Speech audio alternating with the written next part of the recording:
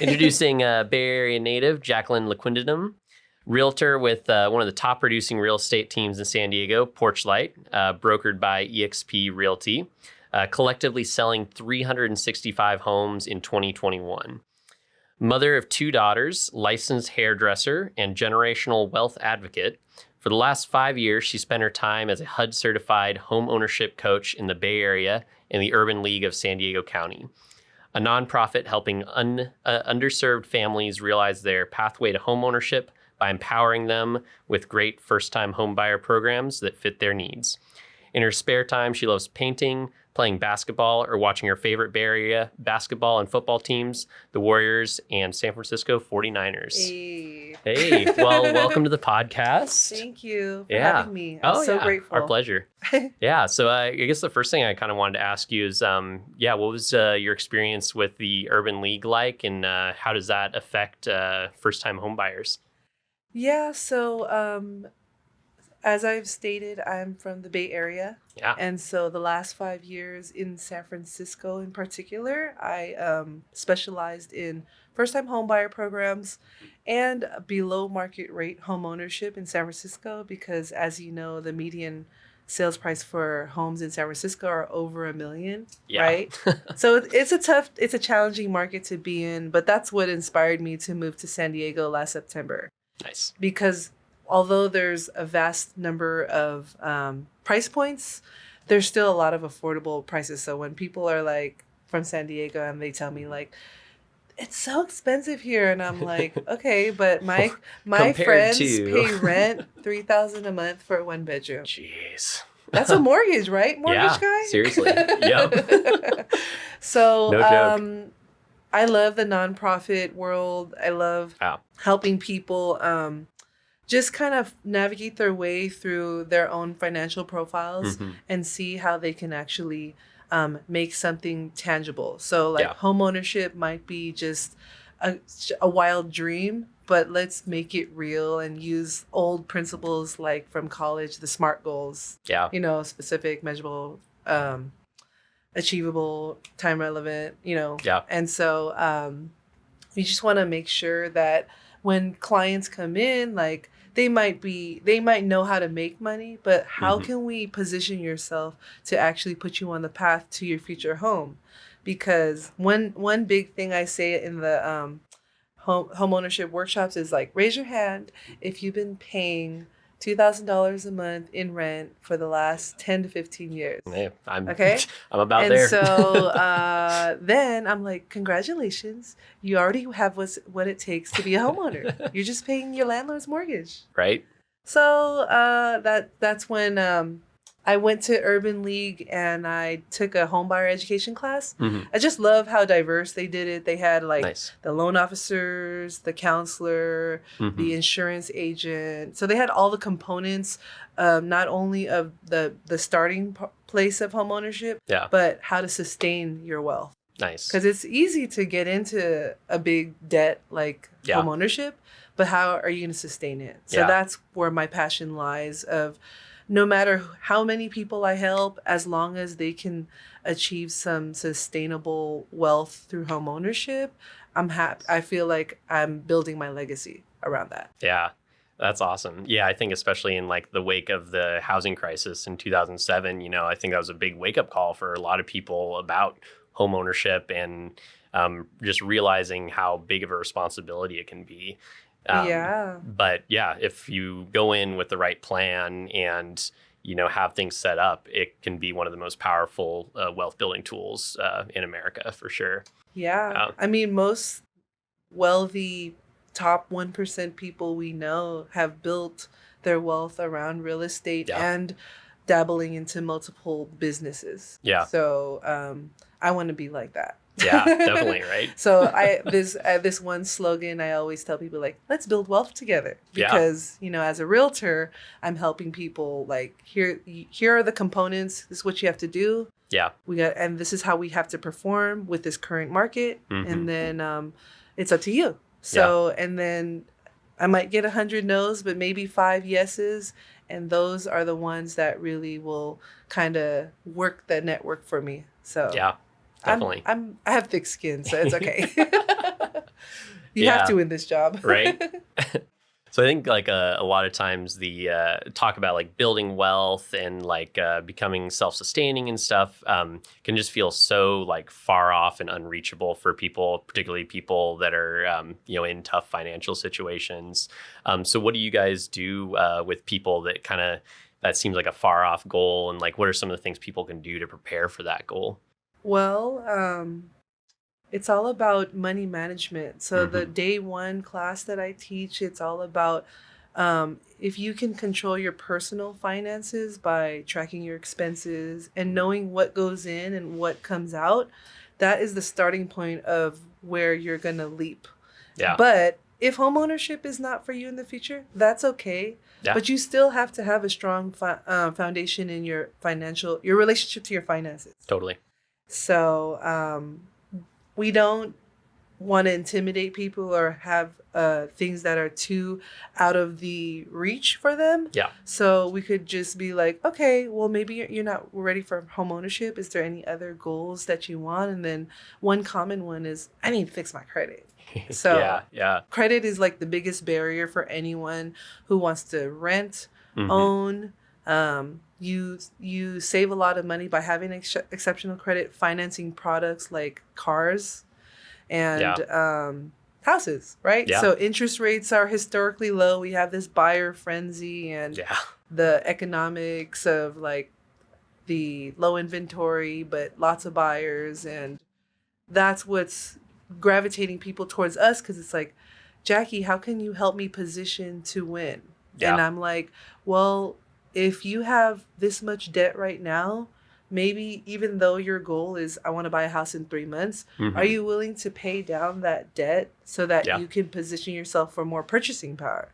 Totally. Because, I mean, you're a loan officer, right? Yeah. So a $300 car payment when you're applying for a mortgage loan can be upwards of $70,000 in purchasing power. Yeah. That you might...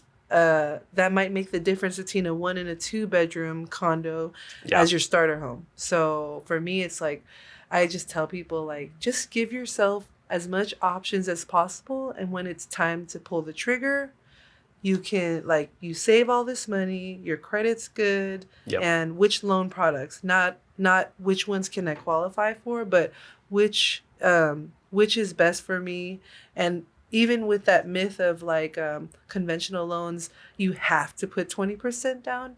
Yeah. If you have an exceptional credit score, you can put as little as how much? So you can get down to 3%. With a good credit score. Yeah. And even just a qualifying credit score, 5% is the minimum. So I mean, 20% is really a big myth. And now that does come with mortgage insurance at that point. Yes. So you will be paying a little more on your monthly bill. Yes. But if the difference between getting in a home and not is, an extra $50 to $75 a month, that's definitely something you can look into.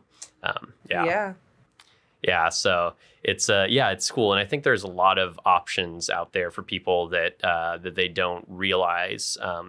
And I think you put it super well when you said that, some of these options aren't going to be right for everyone. Like if you're not in a good financial place, maybe think about, building up to home ownership. But if you're ready for it, there are actually a lot of options available to you. So one of those is like down payment assistance, right? Yes. Have you had any experience with clients with down payment assistance? Yeah, no. And this might sound like unicorn stories, but I'm in front of these people doing these pre-purchase counseling assessments where there are people using the San Diego County's down payment assistance program. So it's 17% down. They come up with 17%, you come up with 3%. Okay. And then also 4% closing cost or $10,000. Wow. And so you have to find a lender, a person on the lender list. And so they have to be approved for the program. But also the purchase price can only, for a attached home, like a condo or townhome, the purchase price limit is like $422,000 or less. And then for single family residential, it's like around $688,000. Okay. Yeah. Things change year to year by this term called area median income.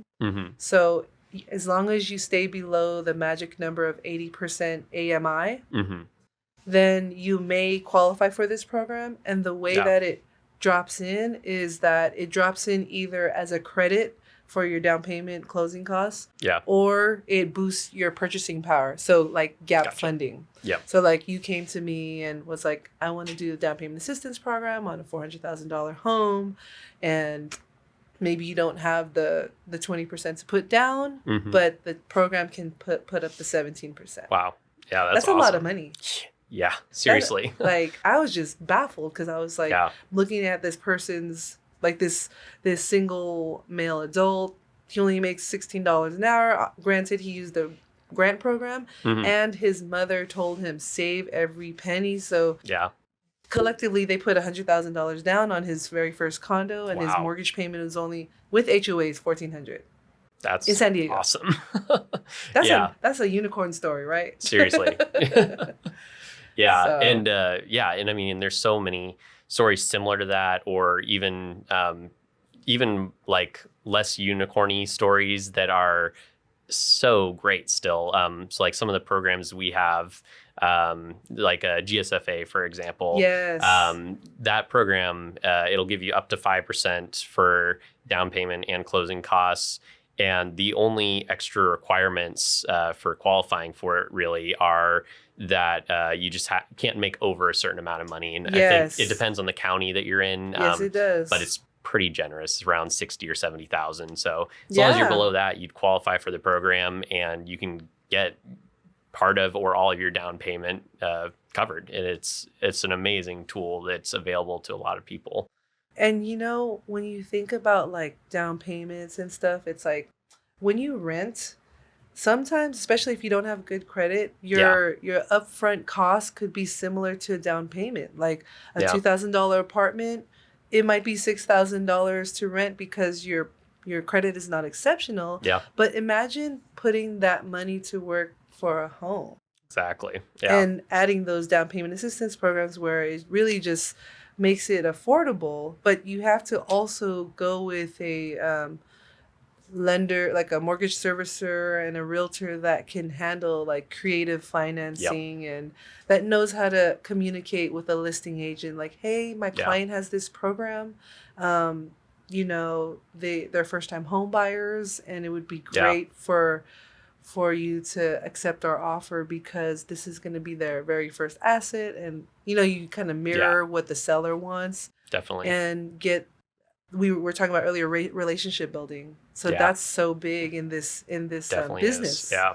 Because it's who you know, but also how positive of an impact you make on a person so that the next time you see them, they're like, I want to work with her. Yeah. If you set up a reputation that you're a person that's going to get it done, even if you come in with something that has to be a little creative or something they know, like, hey, Jackie, she's going to get it done. Like, we know that, and we trust that we can go with her, you know, even if it is something that you have to get a little creative on. Yeah. I mean, it's definitely important to really just set yourself up for success. Yeah. Educate your clients about the process and just make sure that you're very communicative, because I feel like the difference between like a good realtor and a bad realtor is the good realtor is gonna be very open and transparent and honest and not feel salesy, right? Yeah. And then there's the latter where they're only there to collect the check. And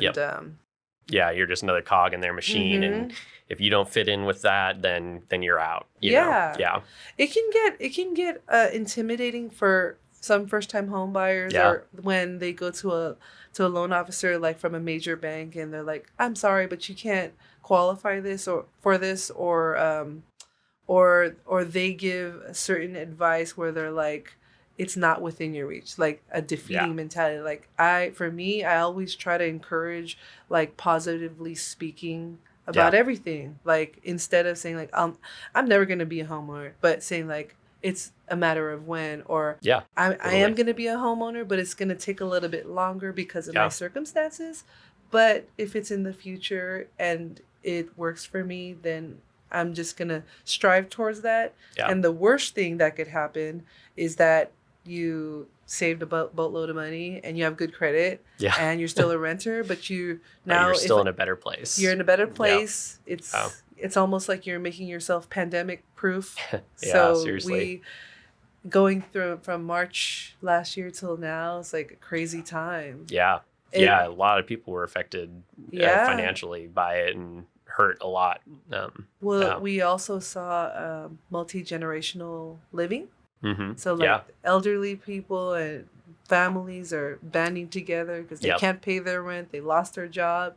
But the silver lining behind that is like, you're in front of your camera because it's we're shelter in place. What do? You edify your mind with things, whatever you watch. And if you're watching stuff like how to repair your credit, then you have your whole household fix it collectively, so that maybe one person can't afford the home, but if we all can have exceptional credit scores and combine our annual incomes to buy a starter multi-unit or a family home that our kids all can pass down or can get passed down to. Yeah. That's just kind of like thinking outside of like, I'm going to rent for the rest of my life. Yeah. And I don't know. I just always felt like I do not like paying rent. Yeah. It's, I mean, at the end of the day, you're going to be throwing away money that you could have saved in equity in a house.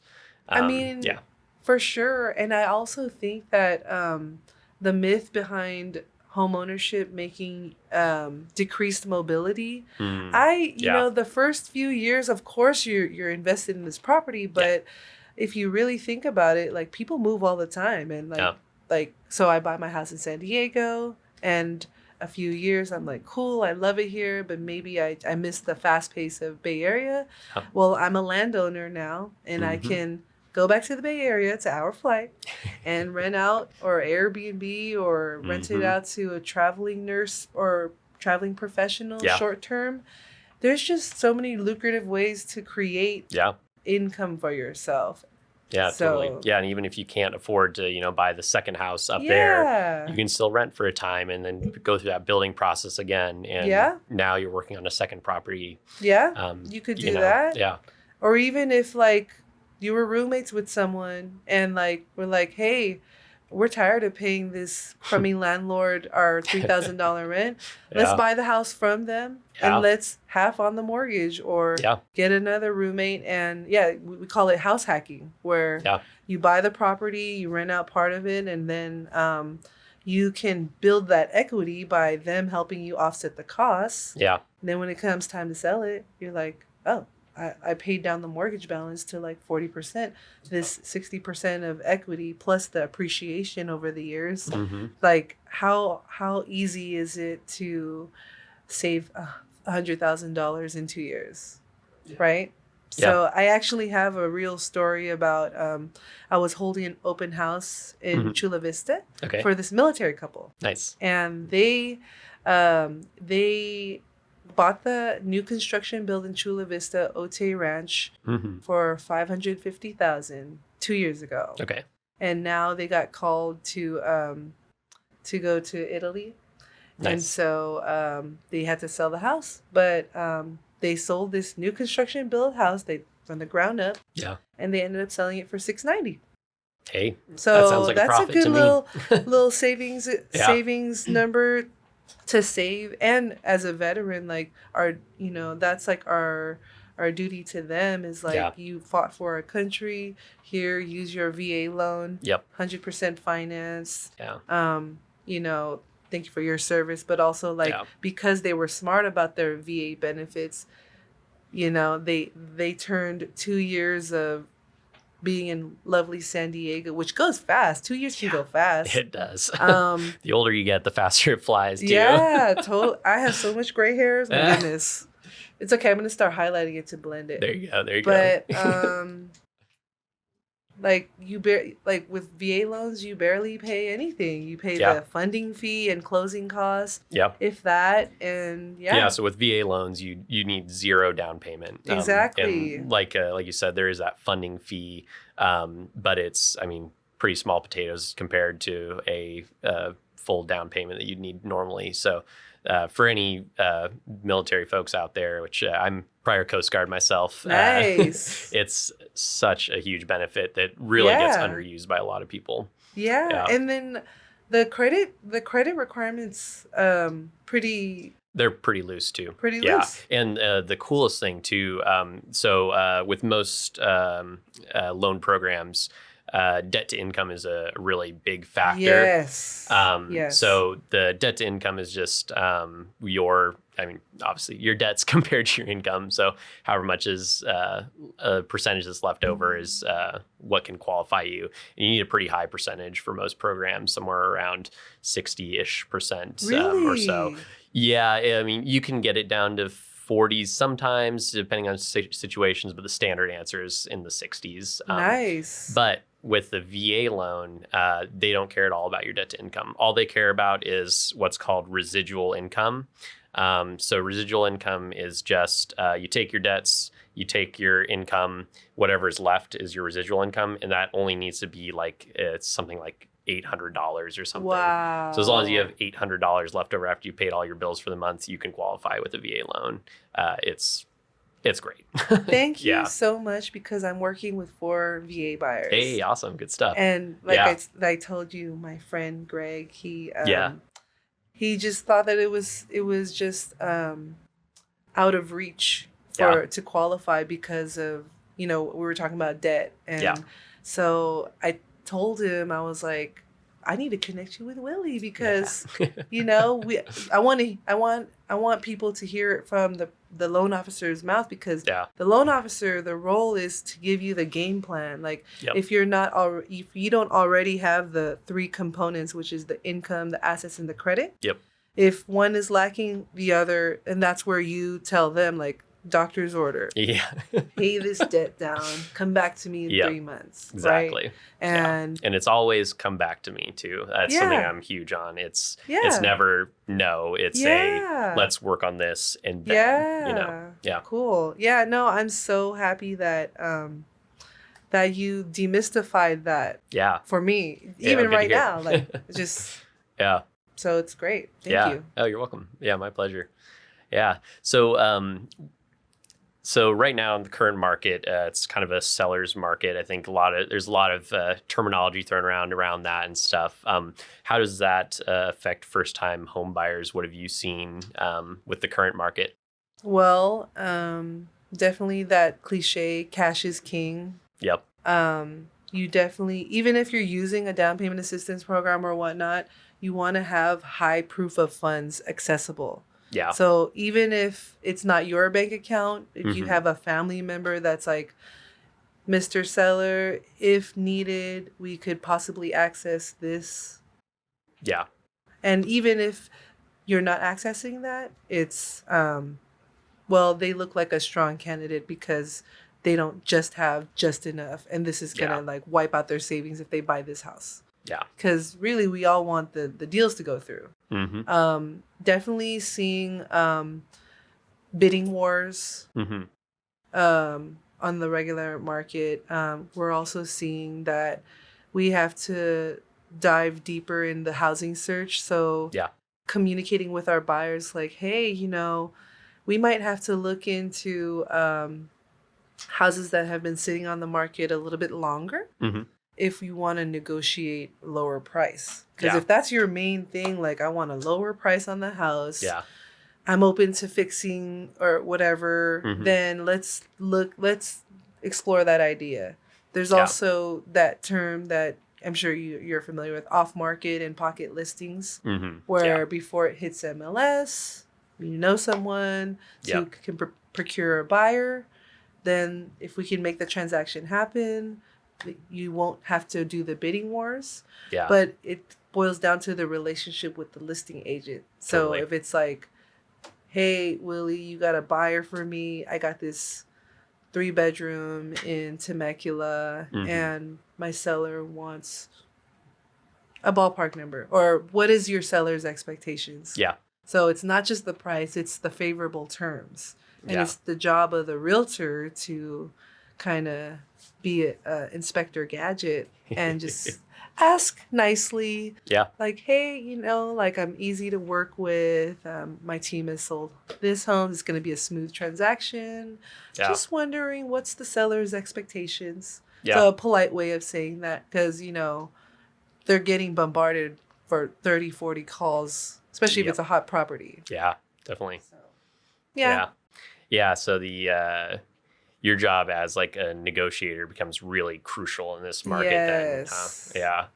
We actually, our book club, we have a book club too. Nice. Our recent book club title is The Intelligent Investor. So if you wanted to start reading that in June, that's what we're reading. Cool. Good stuff. But we had I think it was Chris something. It was a negotiating book. It's like an FBI book. Okay. But they basically, he was a former FBI investigator, and basically talked about different war-torn stories of how they negotiated, just different adventures of FBI. Some of the serious stuff. Yeah, but also making it parallel or transferable to being an expert negotiator as a realtor or whatever. Because what I learned from that book is the no is the starting point of the negotiations. Yeah. Because if you get a yes from someone, they're just kind of either passing you off, or they're like, okay, that's a stop. But no, it's then you can pick their brain, okay, well, what are you looking for? Yeah. Or how long are you looking to, what is your timeline of when you need to move? Do you have family? Are you moving out of state? Yeah. Great. I have a great referral network. We can take care of you over there. Yeah. So it's really about negotiating, is just about making conscious decisions that can benefit whoever you're working or you're of service to. Yeah. Yeah. Even no matter what the market is, a buyer always has some cards to hold that you can play and negotiate with. So for sure. Yeah. Yeah. Yeah. Good stuff. Awesome. Well, do you have anything else to say about either to first-time home buyers or on these the subjects we've been talking about? Yeah, stay the course, be consistent, save diligently, even after you buy a home. Like I always tell people, take 1% of your purchasing price and divide that by 12. And put that away for just maintenance or a rainy day. Yeah, definitely. Because you're your own landlord. Right. And try to maintain your credit. Yeah. And everything else follows. So once you draw out, I like to do this technique. It's called a vision mapping. Yeah. It's actually a spreadsheet. It's not an actual map. So it's you write down your goals, personal, financial. Yep. Then you go month to month, dates and milestones of what you need. Nice. And then you can put another tab of okay, I need to qualify for this purchasing price. So if I need to qualify for a $700,000 mortgage based on my finances now, how can I get there? What's the gap in between? What do I need to do? Do I need to add an additional income for a short period of time to get to this? But really just being organized, and if it really makes sense for you and you're passionate about it, you're going to make it happen. Yeah, totally. So, and I'd also encourage everyone, if you're interested, talk to some people, as far as talking to a loan officer, talking to a realtor. Keep talking about it. Doesn't cost anything. And start following pages on Instagram and Facebook about home ownership or realtors in your area, and build connections, because I can't even explain to you how much it has helped my transition from San Francisco to San Diego with the networking that I did, because I feel like I made a splash into San Diego. Here I am. Nice. When you name drop one person, it's oh yeah, I was at a networking event, this and that. So good stuff. Yeah, that's it. Yeah. Awesome. Well, thanks for coming on, Jackie. We really appreciate it. Thank you. Looking forward to having you on again sometime. Yeah. Thank you for having me. Yeah, thanks.